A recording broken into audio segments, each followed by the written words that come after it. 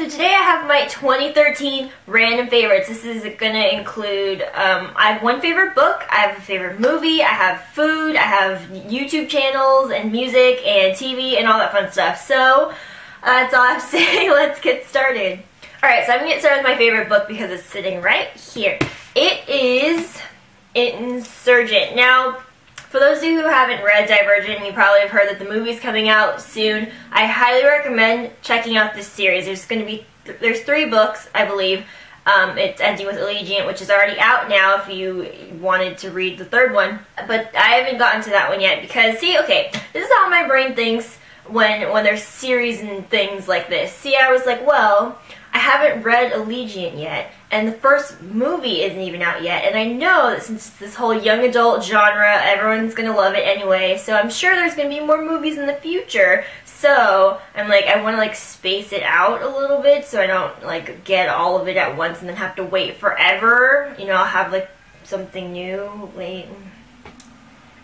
See, this sounded like really, like it made sense in my head, but now that I'm saying it out loud, I feel like my argument isn't quite as strong anymore, so I'm just going to stop. But this is a great book if you love the dystopian genre, very similar in feel, I guess you could say, to the Hunger Games trilogy, to the Maze Runners, to whatever else it matched that series as well, so yay! Good book, man. So good. Okay, moving on to some food favorites. So the first one are these Nature Valley protein bars. I don't think I've ever talked about these on here before, but I've actually bought like 5 boxes of these throughout the year, so I really do like them. This is the peanut, almond, and dark chocolate flavor, which I have found to be my favorite because peanuts and almonds are my favorite type of nuts. And, you know, dark chocolate is healthy for you. So these have 10 grams of protein, which is actually really, really good. And I just really like them. I mean, they taste good, and they're great to throw in my backpack or my purse or whatever when I'm going to class. My stomach starts to growl, which is really embarrassing, and it does happen more often than I would like. I have one of these to just snack on, so these are really good. Next thing are these Lipton tea and honey instant pack things. I've talked about these in a favorites video before, but basically you just, you know, pour a packet into a bottle of water, shake it up, and you're good to go. These are really inexpensive. I think like one box is less than $3. So compared to going to Starbucks every day, like I have gone back to, see, I feel like I would just revert back to old habits. But this is a great alternative, and they taste really good. This is the dragon fruit peach flavor, by the way. Another favorite, this was one of my healthy favorites when I was on like a somewhat, let's not call it a health kick, because it really wasn't. It was like it was a slight dipping my toe in the water of the health food industry. What? Anyway, they're the Mama Chia drinks. I just picked up a couple more recently because they were on sale, and I was like, I used to love those, so now let's revisit them. I really liked these a lot in 2013. I tried several flavors. This is the cherry lime flavor. I actually just finished up a cranberry lemonade, which is probably my favorite flavor. But I really like these. They're really weird if you've never seen them before. They have chia seeds, which are just these little seeds that when you add water to them, this is what I've read anyway, they create like a gel-like substance around them, so it's very strange. It's like sort of like drinking like almost melted Jell-O, which sounds really unpleasant, but it's actually really good, and they're very, very healthy for you. They have a ton of omega-3, fiber, high in antioxidants. There's protein, calcium. It's just really good. These drinks in particular are gluten-free and vegan and organic and just good for you. I can't say anything bad about them. It's weird, but it's awesome. I love these. The next food favorite was, I think when I was on my somewhat health kick again, they're just these squeezy pouch things. They're just basically like having applesauce but in a portable container, and these are the Go-Go Squeeze ones, and this is the apple peach flavor, which is really good. And I know they have organic versions of these as well. Like literally the same company has non-organic and then organic, so I don't really know how that works, but these are good and they're fun. They make me feel like I'm 5, which I don't know if that's a good thing, but it's exciting, so makes me feel youthful. Seriously, yesterday I tweeted out that I realized that in like 3 months that I'm turning 22, and that makes me feel so old. I don't know, 22 Like, the fact that I won't be 21, like, 21 sounds like legit. Like, you're young and you're in your prime, and for some reason, just 22 sounds really frightening to me. I don't know, so we'll see how that goes.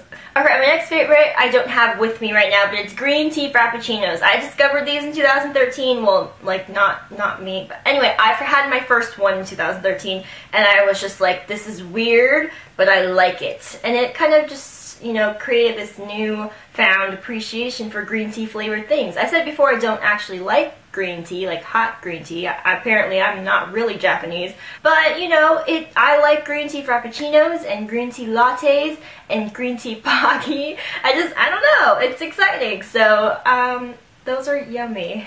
Yay. Another thing, I don't remember if my first one was in 2013 or if I just became ridiculously obsessed with them in 2013, but Starbucks passion tea lemonades as well. 2013 for me was the year of the Starbucks. Like, I went to Starbucks every week. Whenever I'm in school, at least, all the time. Like, an abnormally large amount. So, everything's Starbucks all the time. I'm a white person. Particularly a common white girl. But I'm not white, so... Okay. Alright, moving on to music favorites. My favorite artist of the year was Gavin DeGraw. I think I just fell in love with Gavin DeGraw. Now I have to say I don't really care for his new album, which is called Make a Move. I do like the title track, Make a Move. That's a really good song. But the album overall feels a little bit overproduced. I wish it was just a little bit more raw like his old stuff. But, I mean, this is kind of the way that things go with some artists. They take different routes and stuff like that. But Gavin DeGraw's old stuff, particularly his Chariot stripped album. So there's the Chariot album, and then there's the stripped version of the Chariot album. So it's just like him and piano, and it's beautiful, and everyone needs to listen to it. I just love it. It's so good. Okay, another favorite is Pentatonix. I love them. I think I discovered my obsession with them in 2012, like at the very end of 2012, but I really just became entirely obsessed with them in 2013. I have yet to see them like live, but I will. I will. And I just love them so much. They are so genius. I love their personalities. They are all incredibly talented. If you have not heard them or seen them, I will link their channel below, and you need to buy their albums because they are so good. Their Daft Punk medley, perfect. Okay, and kind of going off of Pentatonix, Superfruit is Scott and Mitch of Pentatonix vlog channel, and they do videos every week. They've had some guests on there, and they're hilarious. Literally, they're the only channel that I watch consistently anymore. I talked about this, I think, on my beauty channel, but I don't really watch YouTube videos anymore. I kind of go through these weird phases of, like, I'll watch all the YouTube videos in my subscription box to not watching any, and Superfruit is one that I love them, and I watch them every week. So, if you haven't seen their channel, they're hilarious, and you will love them too. So I will link that in the description box as well. If I had to pick like my one favorite song of the year, that's incredibly difficult, but there's one that I just really love. It's been in a video before. It's Drink You Away by Justin Timberlake. It's from his 2020 album, but the second one. So it's really good. It doesn't sound like, I don't think, a typical Justin Timberlake song. It's when I first listened to it, I almost got like a country vibe. Now that I listen to it now, I don't really feel that anymore, but I remember initially listening to it and thinking that it had some sort of like twanginess to it, but that might have been imagined as well. Oh, another music obsession, it just hit me.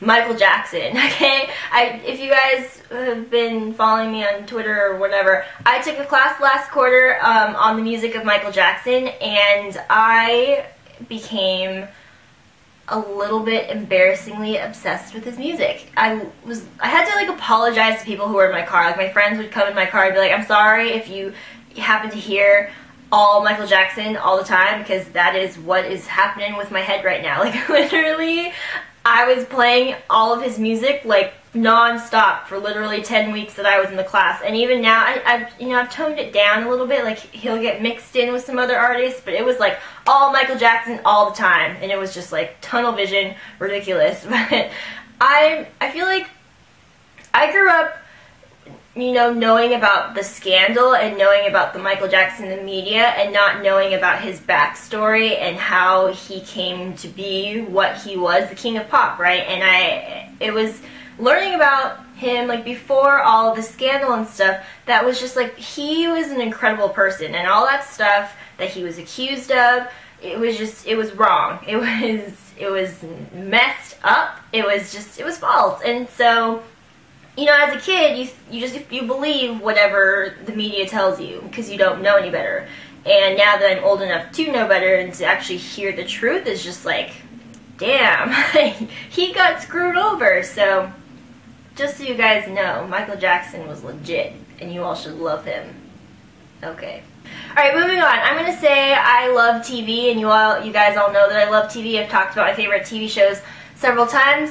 Criminal Minds, NCIS, Castle, Supernatural, The Mentalist. There's just a lot of shows. I watch everything that I have, like legit, like, schedules that I have to follow because I watch these shows. But if I had to pick one show that I discovered in 2013 that I loved a ton, Leverage. Now, I didn't even discover this. I think it wasn't until, like, November, maybe, the end of November, and so it was really late on in the year, but I watched the entire series. It's canceled now. But, God, I love that show. It's so good. You just fall in love with all the characters so easily. I love Hardison and Elliot and Parker, Sophie and Nate, you know, they're alright. But those three, like, they could have had their own show. I wish they had done a spin-off with the three of them because they so could have done it. But I just loved it. It was really great. If you haven't heard of Leverage, it's about this team of 5 criminals who go straight, basically become modern-day Robin Hoods and do things to help people who can't help themselves, basically. So they kind of screw over mean people and, you know, help the little people, which is always fun, isn't it? I could talk about TV forever. Once upon a time. Grimm! Oh my god, Grimm! Grimm, can't forget Grimm. I love Grimm. Grimm is wonderful. I love TV. Okay, I have one last favorite. I'm sure I'm forgetting stuff from the year, but there is one last favorite. My one favorite movie from 2013 was Catching Fire. Who's surprised? Who's surprised?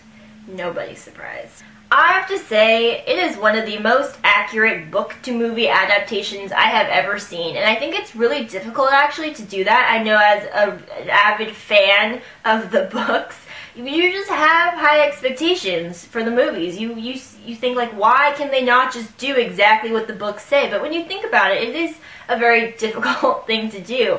But I have to say, even the small changes that they made to Catching Fire compared to the book, I liked them. Like the change with the with PETA's, what did they call them? Not token, whatever they called them. That they made the locket thing. I loved that change. It just, like, that was so PETA. Like, that was a brilliant, like, little thing to do, and I thought that was awesome. So I really loved the movie. I think it was like a million times better than the first one. Let's be real. The first one was actually pretty bad. But the second one, so good. So impressed. I loved it. The acting was great, and I loved it. Can I say that any more times? Alright, that is it for my 2013 random favorites. Again, I'm sure I'm forgetting things, but you know, whatever. So check out the things that I link in the description box, and I'll see you guys next time. Bye.